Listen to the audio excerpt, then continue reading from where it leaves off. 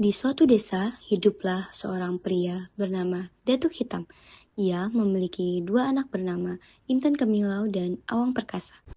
Lihatlah kampung kita, nak. Ini rumah kita, tempat kita hidup sederhana. Laki-laki melaut, perempuan mencari ikan di pantai. Semua berkat kepemimpinan sang Di raja. tengah perbincangan, Intan Kemilau pun penasaran dengan keris yang selalu dibawa oleh ayahnya. Ia pun bertanya, "Ayah, keris apakah yang selalu kau bawa itu?" Ini keris naga lambayan bumi, nak. Pusaka sakti.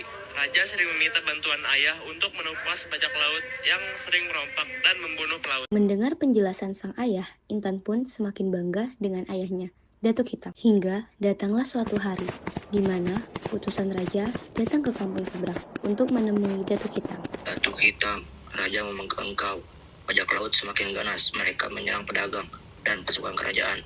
Raja malu dan marah. Setelah mendengar kabar itu, Datuk Hitam pun setuju untuk menemui raja di kerajaan. Datuk Hitam, bajak laut semakin merajalela dan merugikan kita. Aku mohon bantuanmu untuk menangani mereka. Karena pasukan kerajaan telah gagal, aku telah menyiapkan pasukan untukmu. Semoga keselamatan selalu mengelilingimu. Di laut, pertempuran sengit pecah antara kapal Datuk Hitam dan bajak laut. Serbu, hancurkan kapal mereka. Fokus pada kapal utama, jangan biarkan mereka lari. Setelah pertempuran yang cukup sengit, berkat kekuatan keris naga lambayan, pasukan Datuk Hitam pun bergembira dan membawa pulang kemenangan. Di sisi lain, istri Datuk Hitam yang tengah tertidur mendapati mimpi buruk akan desa mereka yang terporak-poranda. Ternyata, mimpi itu menjadi kenyataan. Sebuah pasukan bajak laut datang dan menyerang desa. Rumah-rumah dibakar dan warga ditangkap untuk dijadikan budak. Pasukan, segera kumpul. Kita harus melindungi kampung meskipun pasukan utama pergi. Pertempuran sengit terjadi. Anak panah saling dilemparkan ke arah yang berlawanan. Namun sayangnya, pasukan Panglima Jati kalah jumlah sehingga memaksa mereka untuk mundur. Mundur, kita kalah jumlah. Lindungilah yang masih tersisa. Di tengah kerusuhan yang terjadi, anak panah dari pasukan musuh menemui jalannya menuju Panglima Jati.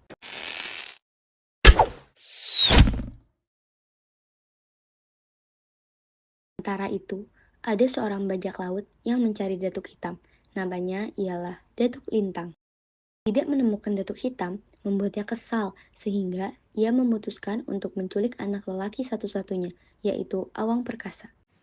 Setelah Datuk Hitam dan pasukan utama kembali, mereka dikejutkan dengan kondisi desa yang sudah porak-poranda. Ada apa ini? Apa yang menimpa kampung kita? Entahlah Datuk, sepertinya sebuah musibah telah terjadi.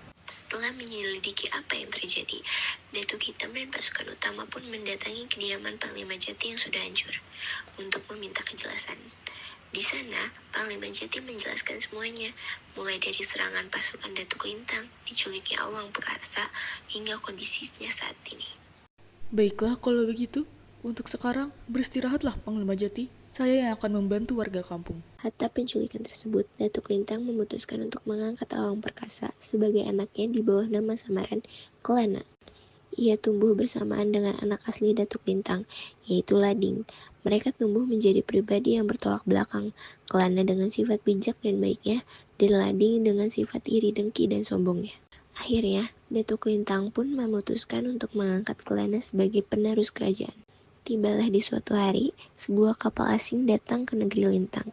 Kapal tersebut tentu disambut dengan kebingungan dan kewaspadaan penduduk. Datuk Lintang pun juga ikut datang untuk melihat siapakah kapal tersebut.